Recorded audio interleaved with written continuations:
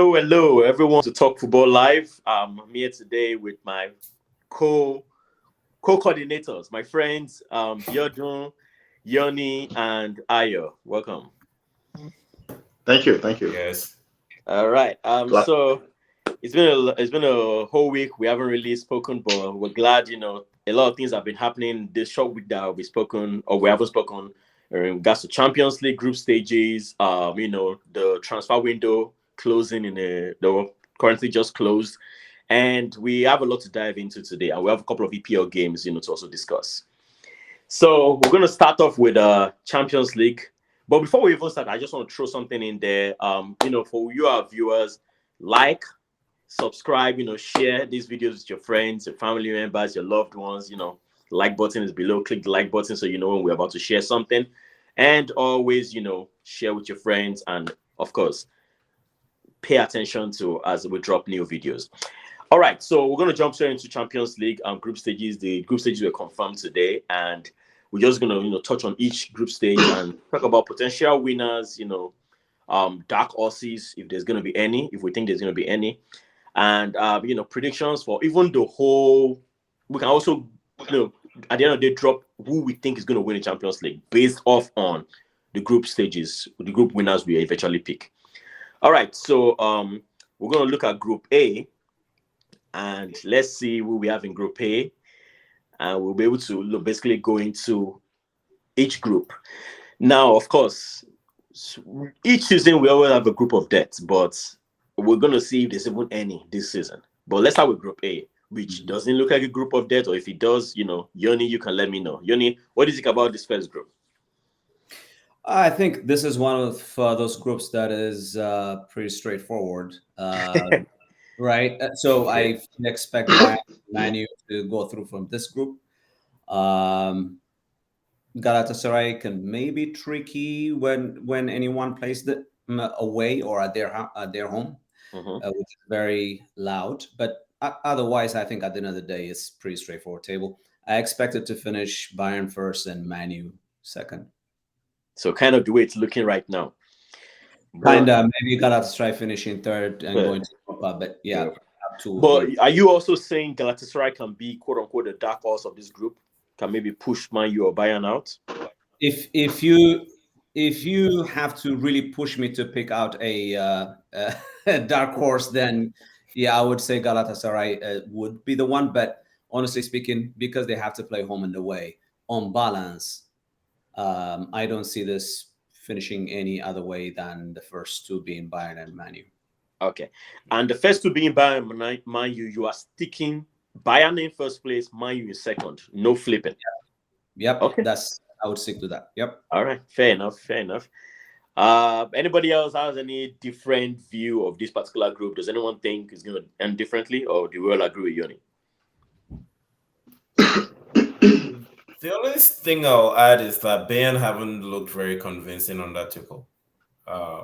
They've won sometimes when they've been expected to, and they've just had some shaky performances sometimes. So you are trying that's maybe Bayern the only thing to watch out for. So are you thinking? I think Man U will definitely qualify out of this group. I think if Bayern is not careful, they could get pipped. There could be a surprise result there. Like Yoni said, maybe when they go away to Galatasaray.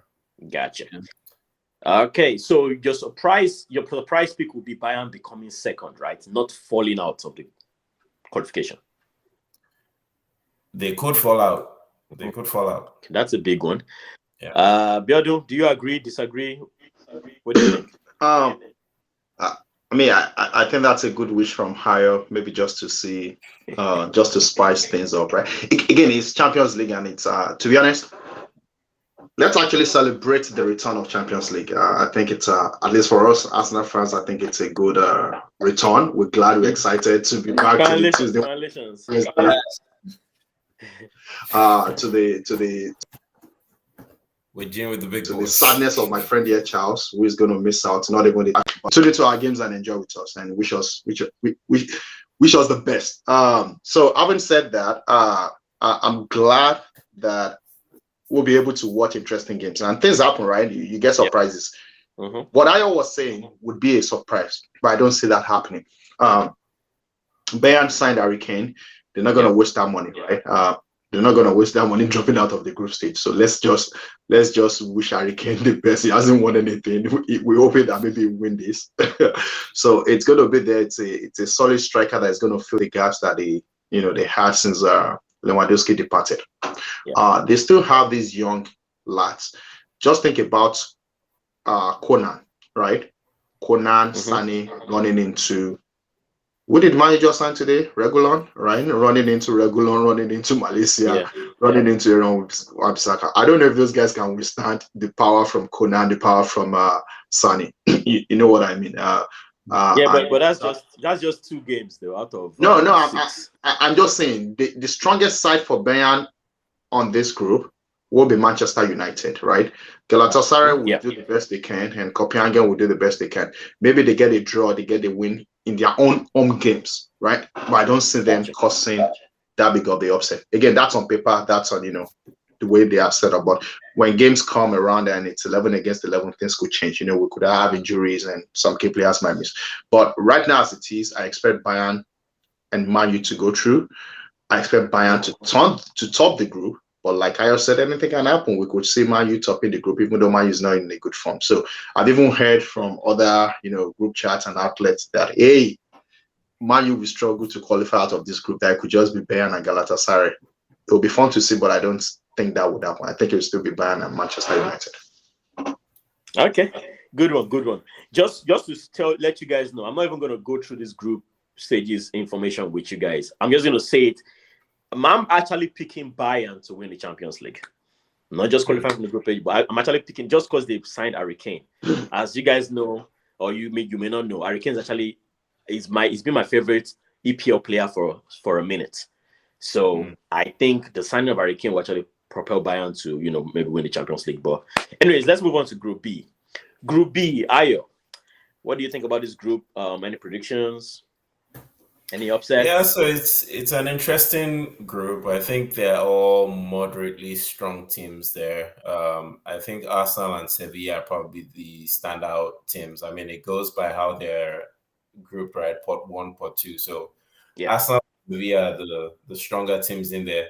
PSV is strong under Van Nistelrooy. They have a lot of young, exciting players. I know a lot of big teams have gone in there to try cherry pick players. I don't know a lot about Lens. They could be a dark horse, but I don't see them. They're likely to be bottom. Okay. Top two will be Arsenal, Sevilla. I don't know if, how PSV will do. PSV could be a tricky opponent against Arsenal and Sevilla. All three of you are Arsenal fans. So I'm going to just ask, do you guys, if Arsenal doesn't qualify from this group, would you guys be surprised? Yes. I would be very surprised, yes. Very surprised. Okay, good. I don't think surprise is the word for me. I think I will be disappointed. I will be utterly disappointed. It will be a shame. I would have to. There's no excuse. I would have to hide my face in the sun. So it's going to be terrible. Charles, from all the teams that were in part 1, if you had asked me before this which one I would have preferred to have, it would have been Sevilla. Yeah. So it would have been Sevilla? It would have been Sevilla from that part 1 teams. So we actually got our wish in terms of the strongest team we could have expected out of that part 1. So if Arsenal doesn't qualify from this, it would be a pretty big disappointment, to be honest. Okay. All right. Just so you know, I'm rooting for you guys. Anyways, let's move to Group C. Yeah, you don't believe me, but it's the truth. I'm rooting for you guys. Group C. Funny thing is, I was reading the story of Union Berlin earlier today about they got relegated back to back some years back. They at some point they needed help. Some of their fans helped build a stadium. Then they came back to the Bundesliga, were 7th at some point, were 5th at some point, and now they're in the Champions League. So it's kind of very, very interesting. They've had a very, very interesting journey. And they are in a very, very tough group. But do you guys see a miracle happening for them? Build. Sorry, I think I'm sure, can you hear me okay? Yeah, we can hear you. Yeah, loud and clear. Can you repeat the last question? I think something cut out of my audio earlier. Union Berlin. Do you think there's a miracle can happen in this group? Oh man, see this group. You know what's funny? Last season, I was looking forward to the Napoli Real Madrid. Was the semi-final until AC Milan dumped out. Sorry, yeah, AC Milan dumped out Napoli. Then AC Milan went to play Inter Milan. Correct. Yeah. So that was the appointment of last season for me. Champions League. Last season Champions League because Napoli had a very good run. Now I don't know. I don't know if they will have the same good run they had last season. This season, I hope they have it. I wish them, such a great season again. But now we have the chance to witness in Napoli, Real Madrid, and I just think that these other two teams will try. Braga, Braga played very well in Europa's Cup last season. So, but I think it's still Real Madrid and Napoli again. This is Real Madrid coming back to win what they feel like is their birthright, right? They always feel like this thing belongs to them. Yeah. So they won this thing 3 times in the last 5 seasons. So they have a strong team. I don't know if they have the strongest team in Europe. I think Man City is still the strongest team in Europe. They're followed by Real Madrid and Bayern. Then, looking at player squad depth and all that, maybe Arsenal and maybe United. Yeah, well, maybe not United. But let me just stop at that. So the point I'm trying to make is if Napoli and Real Madrid didn't come out top in this group, then that would be a big surprise, from this group. Berlin, as great as their story is, I don't see them stopping either Napoli or Real Madrid. Okay. Well, it's fair to say that this is actually maybe one of the easiest groups to quote unquote predict. Yeah. I feel like the way they're lined up right now is probably going to end, or maybe Real Madrid will go above Napoli or the other way around. It could stay this way. So maybe we shouldn't even spend too much time on this. Now, so far, we're moving from group to group. We're kind of looking for the group of death. Let's look at the next group, Group D. Benfica, Inter, Salzburg, Real Sociedad. Let's start with you, Ayo. What do you think about this group? Inter played in the finals last season. So are they still as strong as they were? They've lost Lukaku to Roma, and I don't know if they have all the players they had. I mean, I think they made a couple of buys. I know Pavard has joined them in defense. But do you think they are as strong as they were last season? Yeah, so I think Inter have lost some players this season. When I'm looking at their lineup, from their last game, they lost Onana, who I think is a big part of how they play. Yeah. So that's a key loss for them. They don't have Lukaku off the bench or as an option anymore. Mm-hmm. So those are two key players for them. They have the core squad otherwise. You're looking at Barella in midfield, Çalhanoğlu, Mkhitaryan. Mkhitaryan is getting up there in age now, but they've brought in Marcus Thuram, so Marcus Thuram is pairing Lautaro Martinez up front now. Okay. So it's a strong team. The defense is Italian defense, very strong. They have Bastoni, De Vrij, and Matteo Damian. Very strong backline there. DiMarco and Dumfries, when they play their 3-5-2. So still a very strong team. But all these other teams are equally strong. Benfica is maybe the weakest of the 4, but I don't see much of a difference between Salzburg and Real Sociedad. Those are 2 very strong teams as well. So are you giving it to Benfica and Inter? I would pick Inter and maybe Salzburg. Interesting. I don't know. Sociedad is strong as well. You say Inter and Salzburg. Does anyone disagree? Yeah, I actually disagree with that. With the second team, that is. I think Inter, I agree on all the points Ayo made, which is defensively they are solid, and I think that sees them through in these group stages. But picking out the second team is obviously not as easy as the other groups we've already covered. But if I had to pick one, I would go with Benfica. I think Benfica actually stronger than Salzburg. Real Sociedad, I'm intrigued by them in Champions League this year. They did well in La Liga last year. Will they continue to with that strength and with that form this year? We'll see. There are suspects sometimes defensively, but they can be pretty good going forward. But I think Benfica. I don't know. For me, Benfica are a more balanced team than Real Sociedad, and they've been here before. There's familiarity of Champions League for them. So, yeah, my expectation would be Inter and Benfica in that order.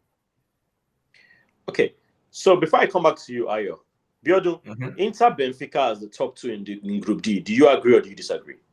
I agree. I mean, we're talking about a team that won the league, the Portuguese league last season, right? So that's Benfica.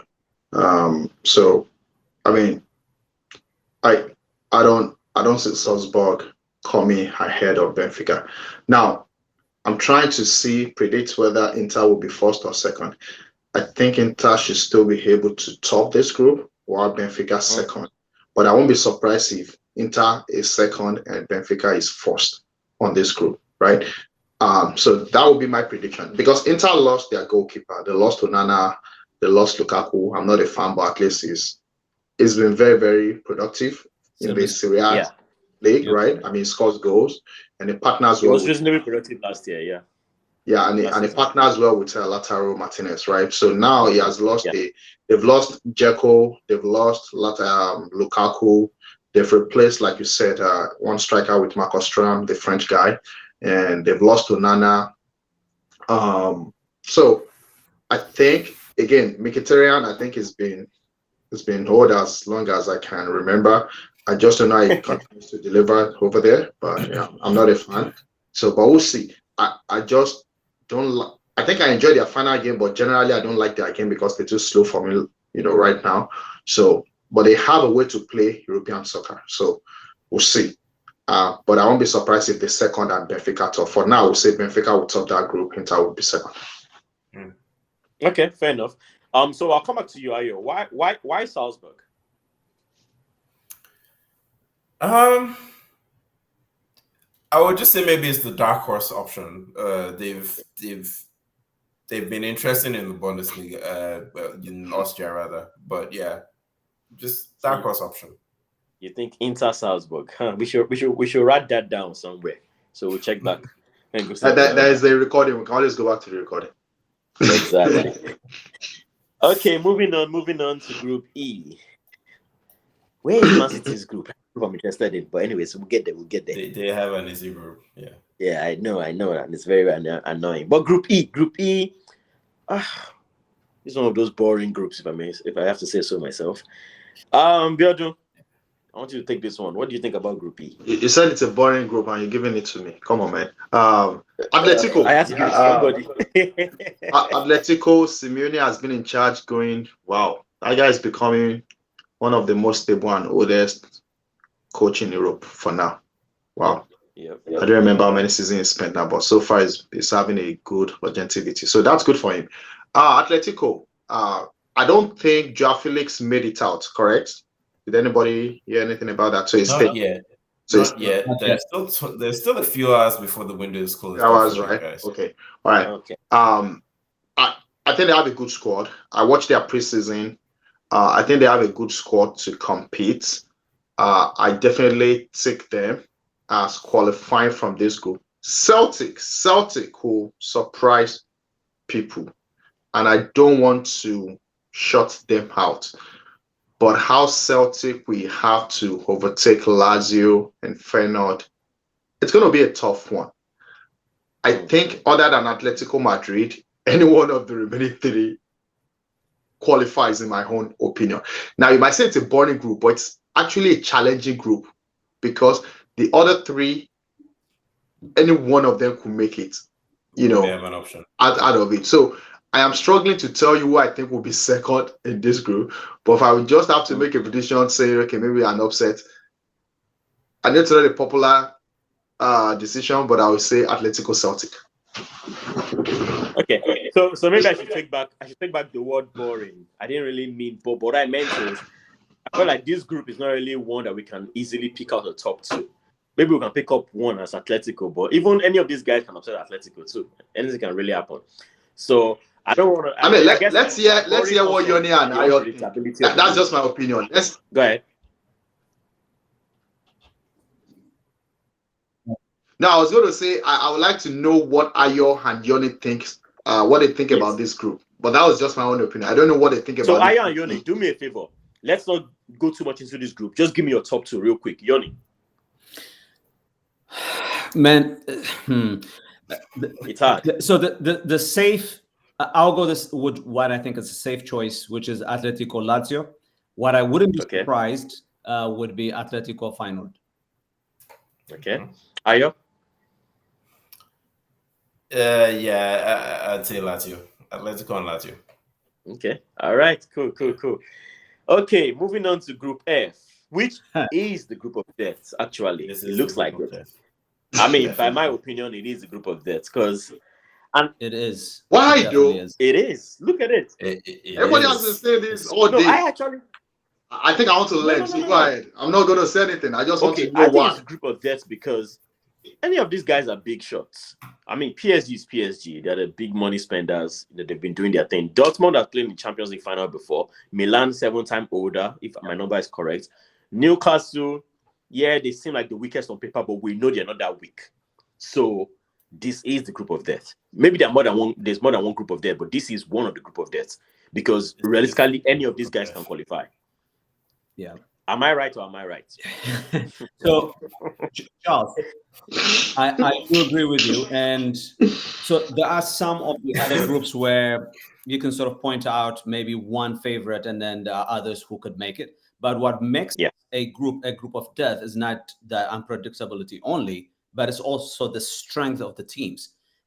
Yes. All these four teams, if they were in a different group, you would have them as favorite, at least as second team to go through. Exactly. All four of them. And so now this is. I was going to say one thing real quick. If PSG still had the likes of Messi, Neymar, all their men like they had last season, maybe would have picked them as a favorite. But right now, we don't even know the PSG that is coming. Well, Mbappe is still, sure, and they've brought a lot of new guys. So I'm still like trying to understand the new PSG. Go ahead. I think you're forgetting who they brought. They brought Asensio and Dembele.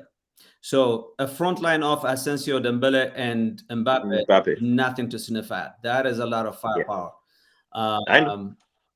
For me, if I may go ahead and start predicting or try to, with this group, PSG, I think, are the slight favorite for me, just mainly because, again, they've been here before and they have probably the strongest squad. It may not be the most balanced, but I think the fact that they've lost players like Messi and Neymar, it might actually help them play as a team more.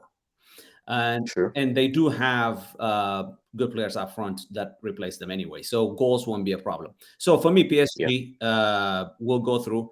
Now, picking a second team, that's tough because you can obviously see any of those three making it, and you can argue for each of them. But I will go with Milan, mainly because, one, they were semi-finalists last year, and I don't think that was an accident. And they have strengthened since that time. They lost, I think, one of the key players they might have lost is Brahim Diaz, who was on loan with them and has now gone back to Real Madrid. But they brought in Pulisic, who seems like he's hit the ground running, which is fantastic for them. And then they replaced they brought in Chukwueze, who I really would have loved to have at Arsenal. He is such an exciting winger. So a front line that has Chukwueze, Leao, Pulisic, and Giroud whenever you need him, he's still a serviceable number 9. I think that is a very strong team, and they are very well balanced at the back as well. Very strong midfield. Based on all those things, I think I would have them going through with PSG. I would love a Newcastle to be the one going through, but I think the lack of experience will probably hurt them a little bit. Sure. Yeah. Okay. Yeah. Building, you say you just want to listen, right? So, Ayo, what do you think? Who do you think is going to go through in this group? Is it an easy call, or it's also just as difficult as it was for Uni? Awesome. Yeah, so it's definitely a tough group, as Yannick rightly called out. It is the group of death, because if you were to place any of these teams in any of the other groups, especially like Group D and Group E that we just looked at, no disrespect to any of those teams, but I mean these are really strong teams. Newcastle in the Premier League managed to qualify for the Champions League, so. And you have Milan, you look at the caliber of players that Yoni called out. They have Leao, Pulisic is scoring at will. Chukwueze is a brilliant winger. I mean, I think people might remember what he did to Real Madrid last season when Villarreal played them. So it's an exciting front line. They have solid players all over the pitch. And like you reminded us, semi-finals, it's not an accident. They have Mike Magnan as the goalie who starts for France, so I'm tempted to lean that way as well. I would go Milan and Paris because those are the strongest teams. Any team with Mbappe is a shoe-in for me. It's a strong team. Yeah. I agree. For me, the best player in the world at the moment. Yep. Agreed. True. Biodo, do you agree now that it's a group of death, or you still have a reservation? I was just trying to poke the bear. So I think it is. So you do. But again, I'm just like, just a general football fan. Like, man, the league will start and we realize that you will see some tough games in other groups as well. But as it is right now, it is because, and I see your point. All these 4 teams is like, why? Each team will be saying, why did you put me in this kind of a team? Put me in another team that is easier, and let me just go there and dominate. Like, you put in 4 possible knockout candidates in a group. And this is not fair because one of them will drop into Europa League, and the other one will probably go. So that's the challenge. I see the challenge there. Now, Yoni forgot to mention Tonali that Milan sold to Newcastle, right? So you talked about some of their income, right? But they also sold Tonali to Newcastle, and that's one of their young, exciting players. I mean, that guy was dubbed as a future captain for Milan. Now, I don't expect that guy to just not give in a fight when they play against Milan. So I think it's going to be an interesting game. Now, because Newcastle fumbled on Sunday, let's not write them off. That's the inexperience coming out, right? And it's better that it's coming out now for Hediao to look deeply and do something, right, about the team so that they can be ready for Champions League. I think they're excited to be back, but I'm not going to write Newcastle off just like that. Dortmund, they keep selling players, but they also reproduce. So maybe they have another Jude Bellingham on that team that's going to do wonders. I don't know. I mean, they sold Bellingham, they sold some other players, right? So that team gets weakened every season, but yet they find all these new boys coming out. So obviously, I'm not going to pick them. Paris, PSG. Yoni said something which I agree, and somebody else said that to me today as well. They actually look more balanced today than when they had the MSN. So letting Messi and Neymar go with Mbappe still around, that might give them some balance because all the big boys with big egos have left. So now they might be able to stabilize the ship. Then having Luis Enrique coming in, maybe that can help. So they should be able to do better. I say that because the last 2-3 seasons, PSG has been very, very disappointing. It's been a lot of expectation and they've let people down. So this is another chance for them to prove something in Europe. Because as far as I'm concerned, that project, PSG is dead. It never worked.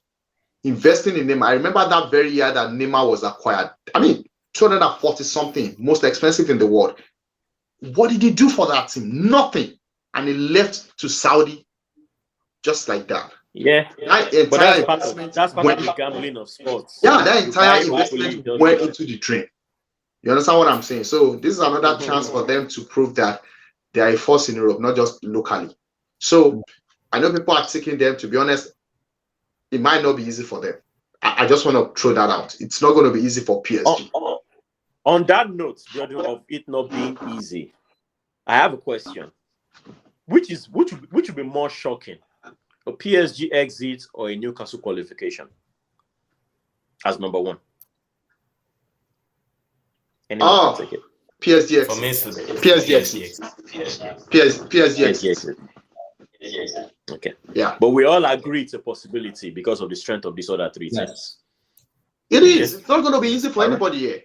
Yeah. I mean, with this Dortmund with Adeyemi, I don't know whether Adeyemi is going to be the star of the season for them. I don't know. They shocked Dortmund. They have Alain, Julian Brandt, Daniel Millen. In midfield, they have Emre Can and Sabitzer. In defense, they acquired Matt Hummels back. Oh yeah, they're loaded. They have players. Yeah. They have Mokoko, who is up and coming. Young guy, Nicolas Sule is there. They brought Nicolas Sule back. So they have a team. Like we said, they're all really strong teams. Okay. Yes, it is definitely a group of death, and I kind of low-key think Newcastle may not qualify because of inexperience, as someone mentioned earlier. Yeah. But if they do qualify, man, that would be great. That would be awesome. So I really look forward to watching this group. Yeah. Anyways, let's move to the next group. Group G. Ooh. This is the boring group.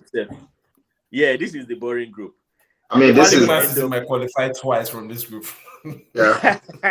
This is 18 points for Man City. The way they are set up like this, brother. You know, the table is already set up. The table is already set up. Actually, we should take the picture of this. Take the picture after. And by the way, why is it Leipzig and Man City seem to be paired almost every year? Every time? Yeah. It's like how we used to be with, is it Bayern or with Barca? Which I never did. Honestly, I was expecting Arsenal to have either Bayern or Bayern. I don't know what happened. I don't know what happened. They wanted to spare you. I mean, come on. Spare you. Okay, as you guys said, this is okay. So this we agree. Now, leave that table as it is. No, don't change. Yeah. Let's move to the next one. Let's move to the I've next never even heard of this. Vista. I don't know if I'm saying that right. Yeah, don't even bother. Yeah, anyway. I think this table 2 should just finish the way it is. Actually, don't underestimate Shakhtar. Yeah. They no longer have Modric. Are you giving them back? We don't leave Modric alone. So do you guys all think this group was going to stay this way? No, that was just. I think I don't know what. I do. I think it's the same way. Ayo? Yeah, I think it stays the same. Yeah. Okay, so we have a couple of boring groups. I'm just joking. Anyways, that's the Champions League. So let me just go around real quick. I already gave an answer to it when I asked earlier, and I know it's kind of early, but we're still gonna say it anyways. You can only pick one team. Don't overanalyze. Don't over-explain. Just give me one team. Tell me in one statement why you think they will win the Champions League. Yoni, let's go. City, because they are the best team in the world right now. Okay. Yeah. Biodo? Arsenal. Come on, man. You asked me a question. Like, what is wrong with you? You asked me a question. I give a reaction. Are they not? Is Arsenal not in any of this group? Is Arsenal not in any of this group? I'm messing with you. All right, Arsenal. Why? Okay. Oh, you want to know why? Because they are playing in Champions League. Everyone has a chance. Ayo, over to you, please. Please do better than the other.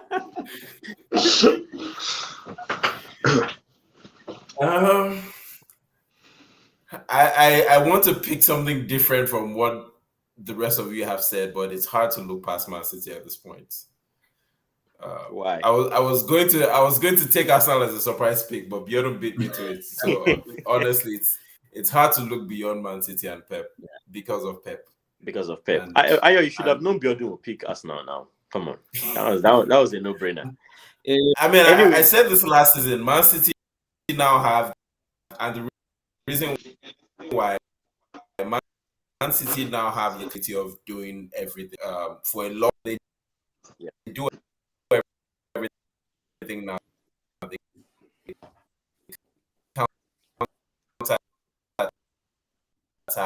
They play long. They possess. They dominate you in all areas. So it's hard to look. All right. Okay. We struggled a little bit with your audio there, but Okay. but I guess we got the main points. Well, as I said earlier, I think Bayern, because they got Harry Kane. I feel like, listen, Lewandowski left. They just, that missing piece. It's just been a clear-cut striker, and they got one this season. I feel like Bayern is so strong. Guys, with the coaches, I think they can still do wonders.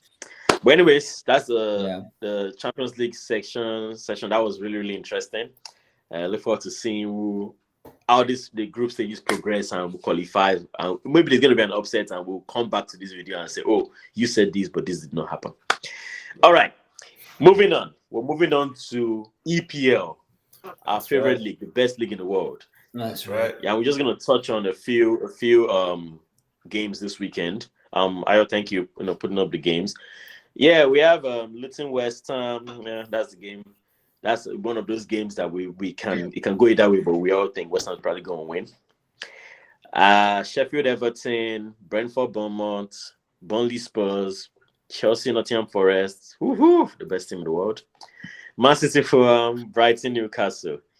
Let's start with let's just pick a few games here. Brighton Newcastle. Yoni. Yep. Brighton Newcastle. Give me an idea of what you think would happen in that game. How the game, where the strengths are, where the weaknesses are, and who do you think is going to come out on top? So this game is at Brighton, and Brighton lost to West Ham at home last week, unexpectedly. Yeah. After starting the season really in red hot form, right? So that was a surprise, and it sort of showed an area of weakness, I think, for Brighton, which is they play fantastic, beautiful football, but they play with a very high line, and that's why you see players like Stupinan going all the way up to wing. But if you have a solid counter-attacking team with a striker who is effective at playing hold up, then they can be had, right? And that's how West Ham treated them. Now, the flip side of this, Newcastle have lost 2 games in a row to Man City and Liverpool. And that game that they lost to Liverpool, that I'm not a Newcastle fan, as you can tell, but that, and I'm not a Liverpool fan, but Newcastle really upset me in that game. And because they did, yeah. That's what I'm noting. I was really, really pissed. They really pissed me off because they were one man up, 1 goal ahead, and they just dropped their intensity completely. And they it's as if they were playing against Luton. You're playing against Liverpool, maintain the intensity, kill off the game, and they had every chance to do that. The opportunity was there. They were the better team up to that point, and beyond. They could have continued that way, but they dropped off their energy. So deservedly lost the game in the way they managed that game, right? So going into this game, one more thing, but I would mention about Brighton, by the way, and I was surprised by this stat. They've had, so the first 3 games prior to West Ham, basically they've had 30 shots on target, and it is the most, including West Ham game actually, and it is the most shots on target in the last decade. Wow. The last time of the first 3 games a team had more than 30 was Man City in 2011-2012 season. So you had. Are you saying 30 shots in total or 30 shots on target? On target. Wow. So their big deal. Their attack, it's not just their own they're playing fluid football. Their attack is in sync right now. And De Zerbi has never lost with this team 2 back-to-back games. So going into this game, my expectation is that it's at Brighton. Brighton will be pissed off with what happened in the last game against West Ham. They will tighten up some areas. I mean, obviously, De Zerbi is a very good tactician. So I expect him to address some of the areas that were exposed against West Ham. And I expect them to come out being the stronger team. At the same time, I don't expect them to score 3-4 goals like they did in the first couple of games. Because Newcastle's approach, my expectation in this game is for them to basically play not to lose the game after having lost the last 2 games. Last 2 games, yeah. I expect Brighton to win with a narrow win, like a 1-0 win in this game, and this will start their a very, very tough fixture going forward for them. By the way, they'll be playing Man Utd, City, I think Villa, and there's another team in the next 1 month. So I expect them to win, but it will be a narrow win. They will dominate the play, but Newcastle will play very defensive and structured. They won't score as many, but it'll be a narrow win. That's my prediction. So considering how narrow it is, and considering both of them are like wounded lions right now, Brighton lost the last game, Newcastle lost the last game. They both lost their games. Well, Newcastle's loss was very terrible. Yeah. Brighton's loss, they were kind of caught off guard with the way West Ham was playing, and they were counter-attacks with the use of Antonio's strength. So considering how close this game is going to be, do you agree it can also go Newcastle's way? Yes. I know you're predicting Brighton. Yes. It can also go Newcastle's way. So I wouldn't be surprised if it is 1-0 Newcastle. Because, honestly, they are both good teams on paper, and they have good players all around the field. So it can go either way. But considering all the factors that I mentioned before, I expect Brighton's attack to be more in sync, and I expect them to also have the initiative to win more so than Newcastle. I expect Newcastle to be a little more cagey. At least that's my expectation. Because if they lose this game, and that would be 3 games in a row, and after all the excitement leading up into this new season, it can really start to impact them in a very bad way. So I think that Eddie Howe will try to sort of stabilize the team first before they can try to go on a run again. So they will be a little more cagey is my expectation, and that could lead to a win for them on a counter-attack, but my prediction is Brighton with a narrow win. Okay, so prediction for Yoni, Brighton with a narrow win. Does anybody think Newcastle can win this? Ayo, Biodun? I think we might see a 2-2 or 3-3 draw. Okay, so Ayo, you're thinking a draw. Biodun, what do you think? Brighton wins, Newcastle wins? I think Brighton will win, and I agree with the fact that I've never since Dizabi came into the EPL, he has not lost 2 games back to back. If that happened, that would be the first one. So the best results that could come out for either. Yeah, there's a first time for everything, like they say. So we shall see. All right, let's move on to Liverpool, Aston Villa. Biodun, I would like you to take this one for us. What do you think is going to happen in this game? Liverpool are doing some wonders. I mean, that last game, I think it's more of Newcastle's stupidity, less of Liverpool's power.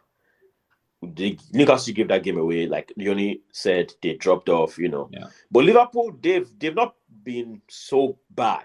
They've not been bad, actually. I don't think they've lost the game yet. So, what do you think? I actually think this is going to be a very exciting game for both of them. Aston Villa has showed resiliency, and since that opener against Newcastle that they lost, and they lost a man, they've really come back and played very well. And last game again, they won, right?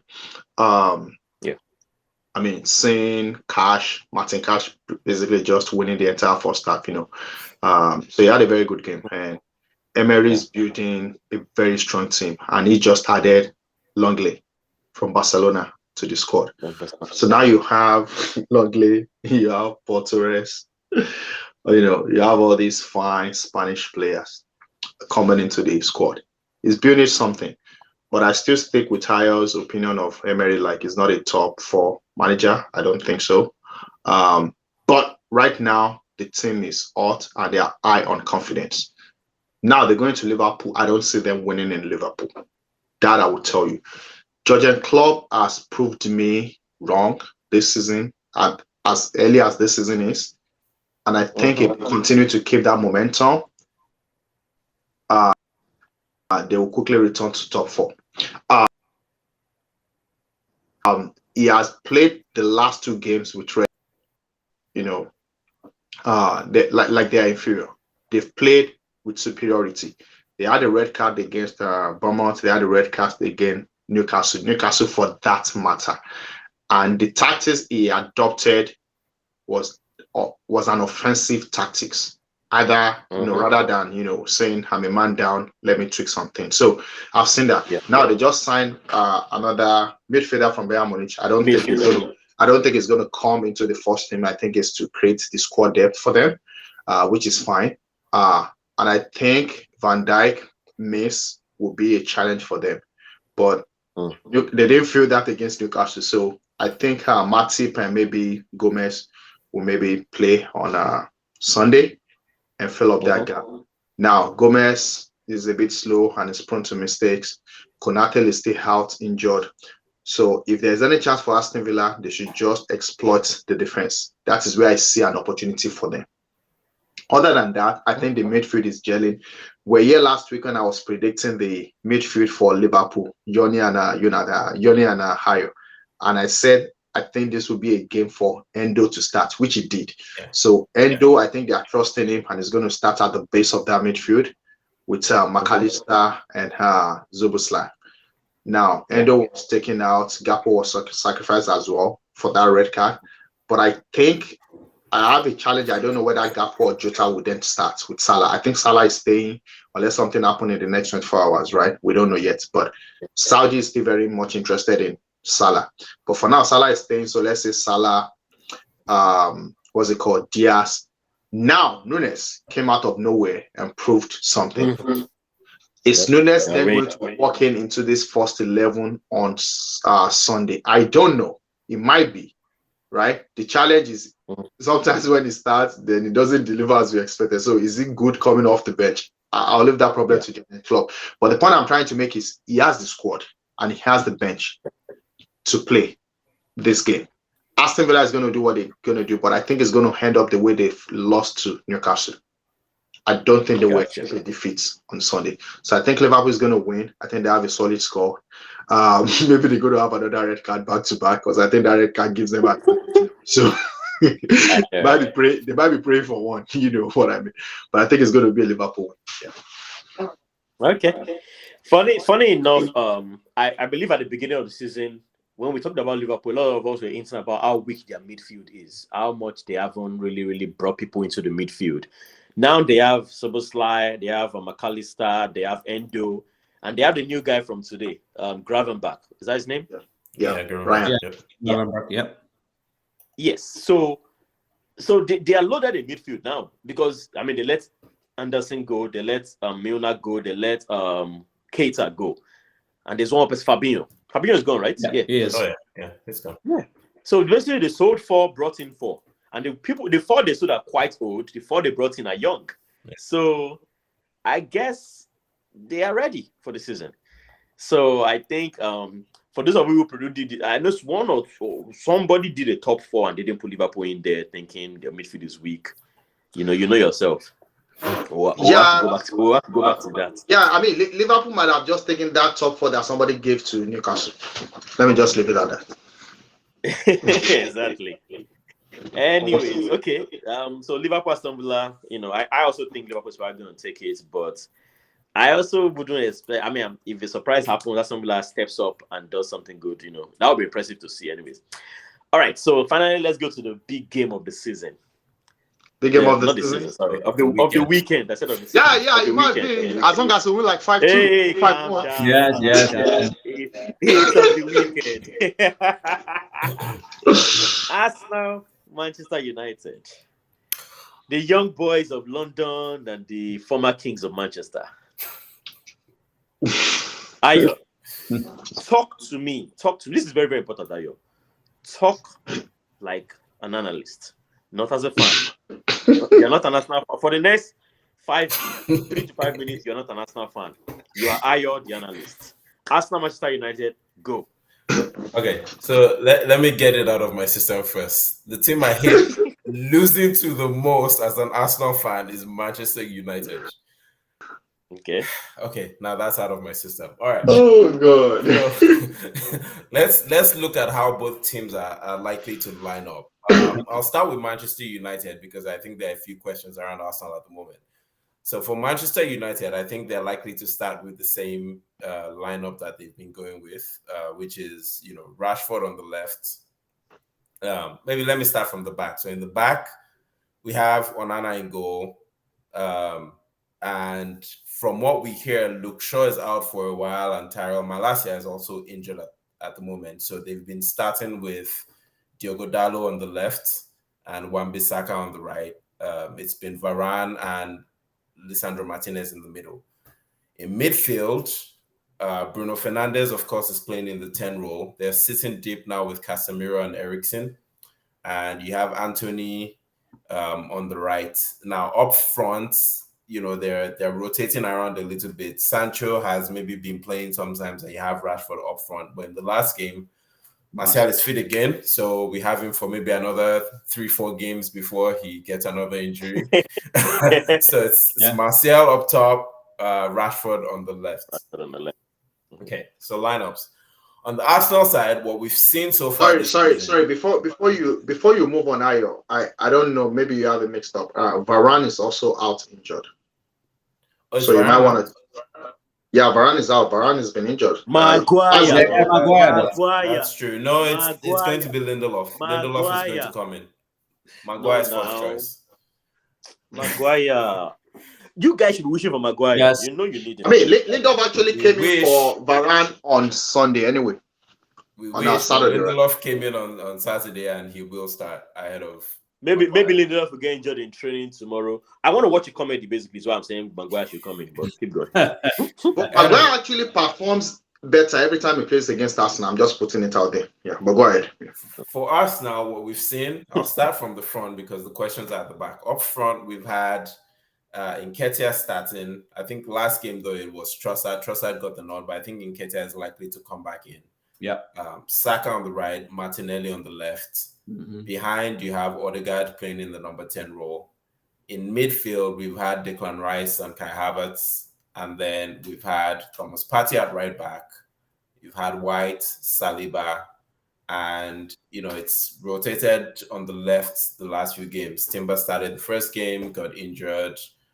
We had Tomiyasu come in. Tomiyasu got the red card. And in the last game, it was Kilo. And now Zinchenko is back fit, so there's a chance Zinchenko could come in and play the left back role, that inverted left wing back role.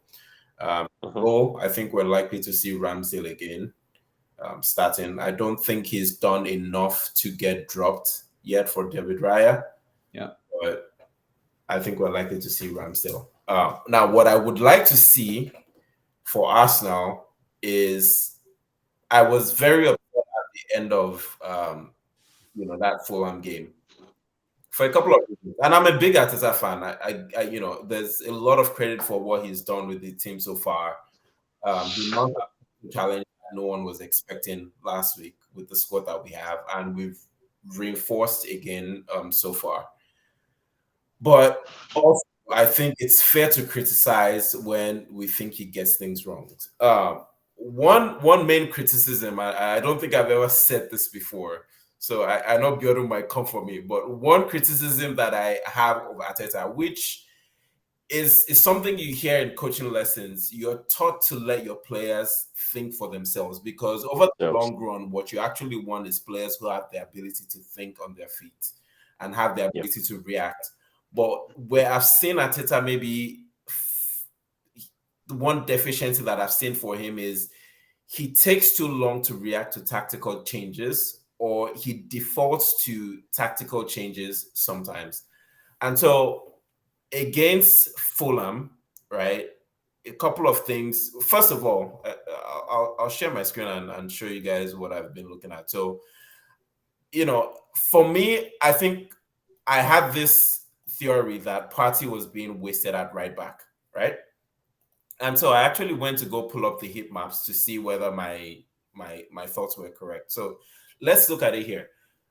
What he's trying to do is essentially choke the midfield by playing all of Partey, Havertz, Odegaard, Rice, all at the same time. I think the idea there, and of course with an inverted wing back, he brought in Zinchenko last game, is to essentially choke the midfield and retain possession so that you then have the likes of Saka and Martinelli and Odegaard, combining and running things up front. But I think in doing that, you're actually wasting the talent of all three of Partey, Rice, and Havertz. And the heat maps actually from the Fulham game showed what I want to point out. So here is Partey's heat map. We know Partey's strength lies in this area, dictating play from deep. He's very good at breaking the press, receiving the ball from the defense, and playing the ball into those forward areas quickly. Yep. But Partey is occupying spaces on the right. So he's not having an influence over the whole of the field like we normally would see. I mean, we say he's the inverted, wing back, but he's barely making any forays into the... In a lot of games where he was playing as that single holding midfielder, his hit map was typically around the center circle. But as a right back, we're seeing him wasted out on the right. Let's look at the other person I was going to point out was Rice. I'll come back to Havertz.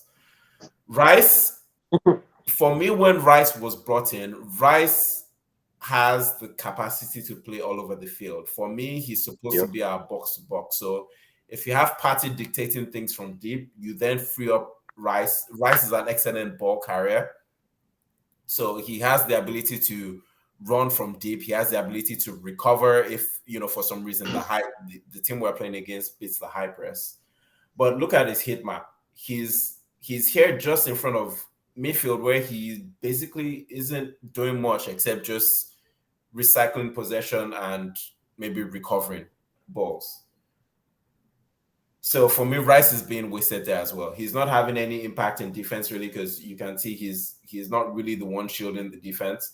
And he's not really getting involved in fact, he barely got into the box, right? And he's barely at the top to have the chance to maybe, pop the ball into the box or have a long shot. He's out here around the center line. So for me, you're wasting Rice there as well. Now let's talk about Havertz, because for me, when Havertz was brought in, right? Havertz was brought in because he has the ability to be a utility player. I like Havertz, so I know there's a lot of criticism, but I think this is a Havertz who is having trouble, one, finding his confidence because he's coming from a traumatized Chelsea side, no disrespect. Lots of disrespect, but keep going. And in midfield, we thought he was coming in to play the Xhaka role.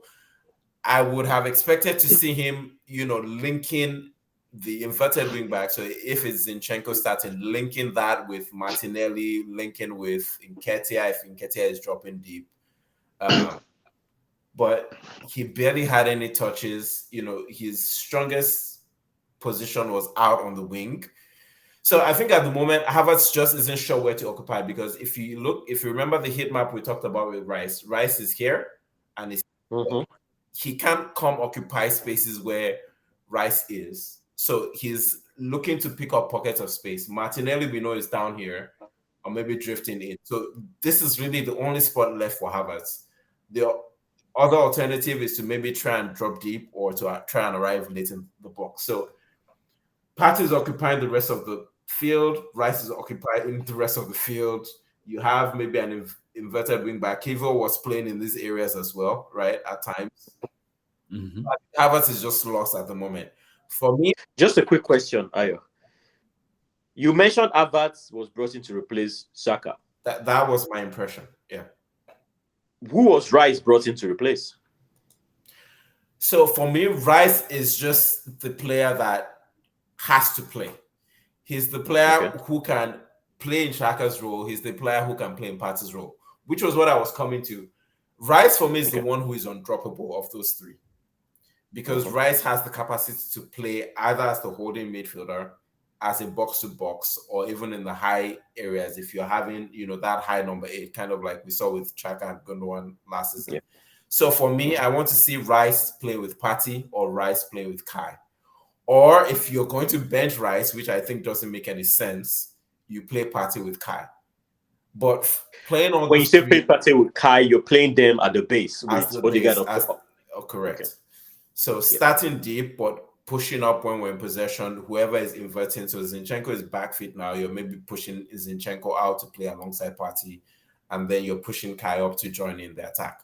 So that's what I hope to see and expect to see. But that's my thing. Now, Man U, they have the ability to hurt us. Rashford is at his best. They started slow against Forest, but everything came from Rashford again. He had 2 assists in that game. And even the goal that he didn't have the assist, it was his clip ball into Fernandes that found Casemiro for the equalizer. He won the penalty, and he provided the assist to Eriksen as well.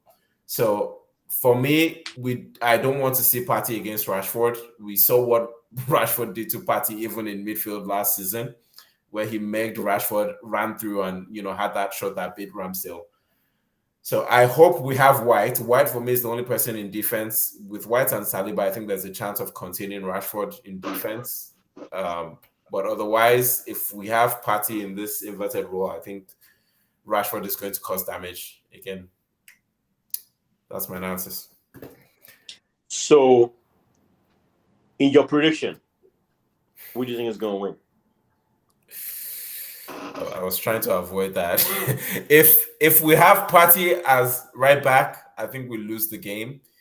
If we start White as right back and Zinchenko is fit enough to start, I think we win the game. It comes down to those fine details. So let me ask you a question. I just want you to go through it real quick. After going through these heat maps and you've analyzed how you guys have set up in the past 3 games, what will be your ideal lineup? Because right now, I know you have Ramsdale as goalkeeper. Ideally, you want White as a right back, correct? Zinchenko as left back. Yep. Who plays along with Saliba in the middle? Bring in Gabriel, bring in Zinchenko, start Kai from the bench. Okay, so it's Zinchenko, Gabriel, Saliba, White. At the base, Rice and Partey. Mm-hmm. Am I right? Yeah. Okay, Rice and Partey, Saka, Martinelli, Odegaard, Nketiah. Correct. So if you have that lineup, you think you're going to beat Manchester United? Yep. Biodun, do you agree? I agree with a little change. So I think he will play the formation he played against City in the Community Shield, which is that back 4. But instead of Nketiah, drop Nketiah, play Kai Havertz. I think he might do that again. No, we're asking what you want plus what I want. What you think? Yeah. Do you I think Kai Havertz will start ahead of Nketiah up front? Okay. I have to really think about that. Now, Lindelof is going to play on Maguire and Martinez. I think he should play Kai Havertz at the start instead of Nketiah. Martinez is going to try to bully anybody. Nketiah could be bullied off, but play Kai Havertz. Kai Havertz could tempt him and make some mistakes and penalty and all that stuff. So Kai Havertz is not going to stay as a stationary 9 in the box. He's going to try to move around. So maybe we can draw them out of shape. So that might be a chance.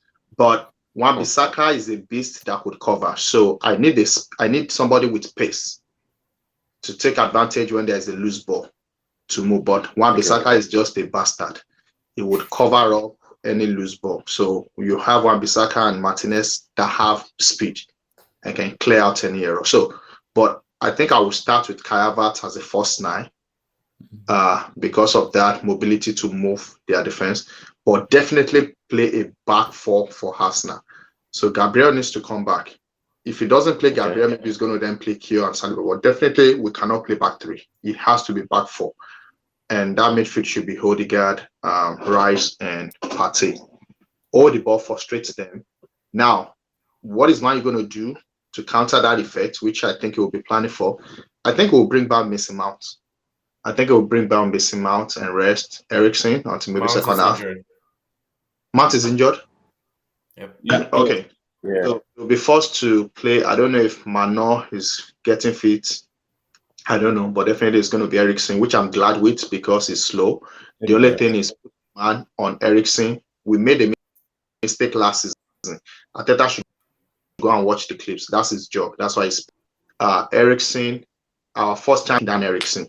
which should have been a goal, by the way, which when they reviewed VAR, it was supposed to be a goal for Arsenal, but they cancelled us. That's why we lost the first leg. So do the same thing. Eriksen is slow, but his strength is in him seeing, because once you allow him to see, he can set up at the base.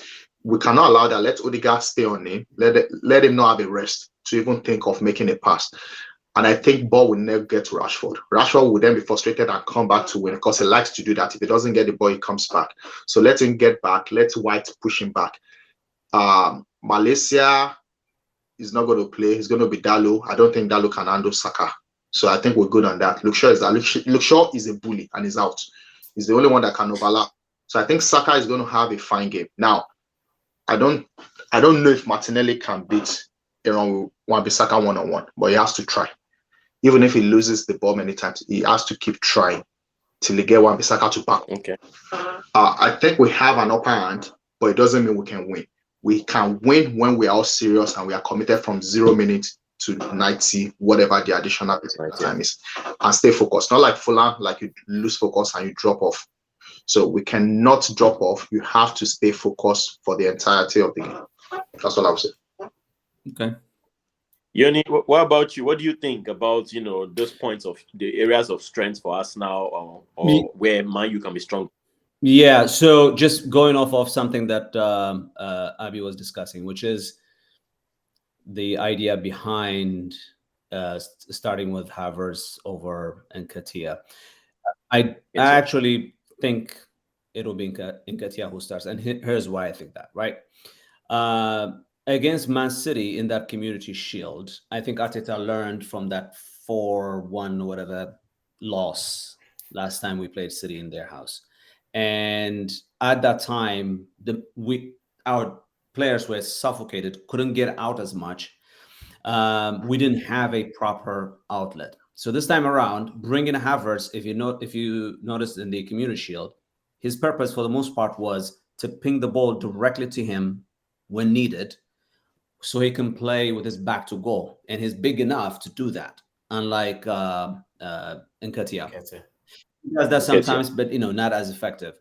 And that worked out. So sometimes we're bypassing the midfield and just going directly to Havertz, where he could bring it down, play hold up, and then allow our players to come up. So that tactic was good. And it worked against a team like City, which is a possession-based team. And they love to have the ball. Man U, on the other hand, counter-attacking team. And with a team like that, and as we saw against Fulham, for example, when Trossard played, Trossard kept coming into checking in deep, which basically on top of all the other midfielders we had, which was already too many, it was crowded. He was crowding the spaces for all the other midfielders, and he was not pushing the Fulham's defense back or stretching their defense, right? And so that didn't help us. And you could see the difference once Nketiah came. He stays up. He keeps making runs behind defense. That pushes back the defense, allowing our midfielders or giving them that space to actually attack and create. And the whole game changed once he was on the field. Obviously, Vieira had something to do with the assisting and the penalty. But Nketiah was key with his movement and the way he plays the game. So against a team like Man U, which will play in a certain set and try to hit us on counters, you need a striker that will actually push them back and keep them there and allow us to control the game. And if they try to come out, then you always have somebody who's going to run behind defense or cause them some damage. So I think it will be Nketiah. And if that is the lineup, going back to what I was saying, with the back four that we had last season, and a midfield that should be a lot stronger than the midfield that we had when we played away to them, the game that Abi, you were discussing. We didn't have Partey in that game. Now we have Partey, and I'm loving, by the way, how Rice seems to be extremely aware defensively at all times. He's always switched on. He breaks up play I mean, consistently, really, really impressive, and athletic enough to do it as well. Unlike Xhaka, that was his shortcoming, right? So with a midfield of Odegaard, Rice, and Partey, I expect us to dominate the midfield, and I expect Arteta to start in Nketiah as well. And if all of that, if that is the lineup, I think we win this game. It's a home game. I expect us to win it. Okay. Do you see Zinchenko as a flaw? So the last time we played, the first leg, Anthony, which nobody rates, had a fun game. Yep. Actually scored his first goal against us. He had and that was a because goal, Zinchenko played on the play. Yes. So that's another worry for me. How are we going to contain his speed? Because he might be quicker than Zinchenko on that side. That just something to think about. Yes. But now that we have Rice, your point. Now that we have Rice, there you go. It's different. I think Rice should help. It's going to be different. So Rice should help stop all those runs. Absolutely. Yeah. Absolutely. I also want to say something real quick. I think you guys are good in that midfield, the Rice, Partey section, DM, holding positions. I think you guys will be good. And if you give a good back four, I think you'll be solid. Now, I want to focus on one particular. Before you say that, nobody thank you. Hold on. You beat me to it. So what I'm hearing is Biodun and Yoni kind of prefer Havertz because Havertz can maybe with his big figure. That's not what he said. No. Yoni said Nketiah. I said actually counter. No, you think Nketiah will start, but you may prefer Havertz. No. I preferred Havertz. I was saying because of the way we played against City. But what Yoni is saying is that worked against City because City is also an holding playing team. This is a counter-attacking team. Man U is a counter-attacking team. They don't care about you holding the ball. They can let you have that position. They don't want to rely on the counter. So he's saying that because of their counter-attacking tactics, let's play in Nketiah so that Nketiah pushes them back. Instead of Kai Havertz. Okay, so you prefer Nketiah, Yoni. For this game specifically, I prefer Nketiah. For this game, and we can answer that question about Jesus, but go ahead. I'll let you finish your initial thought. Well, I was going to say, it sounds like you prefer Nketiah. Biodun prefers Havertz. Ayo, did you prefer Nketiah? I said Nketiah would likely start. Nketiah. So I was going to, Biodun kind of beats me to it. I was going to say, I actually think the main man, I think it's a no-brainer who should play your 9. Is Gabriel. The only reason why I don't have him starting is just because of his injury. He's just returning from injury. But he's back. He's back though. But not to start. No. He comes off the bench and it will have a big impact. And maybe after this week he starts. But I think But you guys thought he could start last week and he didn't. I think this is the game he starts. So if you notice it was on the bench, right? Normally people say that when you're on the bench, you are fit. It's not always the case. Yeah. Sometimes you put people on the bench to scare the opponent. Even when we're suffering, we're looking for a goal. It wasn't the first option. It was the last option to come in when it was 2-2. The coach didn't play him. Yeah. I was surprised to see him making changes with Fabio and all these other guys and Nketiah, and so which is good. That was cautious. I mean, why would I be risking a guy against Fulham? We shouldn't have lost. Let's just get that one out of the way. We shouldn't have wasted that 3 points. That was a mess, and that was Arteta's fault. It's painful. It's painful. It's nonsense. It feels like a loss. However, it feels like a loss. That's the truth, right? So now Jesus is rushed back, and we have international break. Do you want him to get injured again and waste that international break? I think you have to be cautious. To me, so I think you have to start on the bench if things are not going okay. We're going beyond time. So quick question just to wrap up. If this is a yes or no question for everybody. If Jesus is fully fit, it's not being rushed back, fully 100%, 110% fit, should he start, yes or no? Yes. Yes. I'll hedge my bets a little bit. Physically fit and match fit are different things. Oh, come on. I'm talking about his speed. Hear me out. Jesus for me is our first number 9 on the against anyone, period. But when he came on last game, he looked very rusty. He definitely looked the part of somebody who just came from injury. He was not.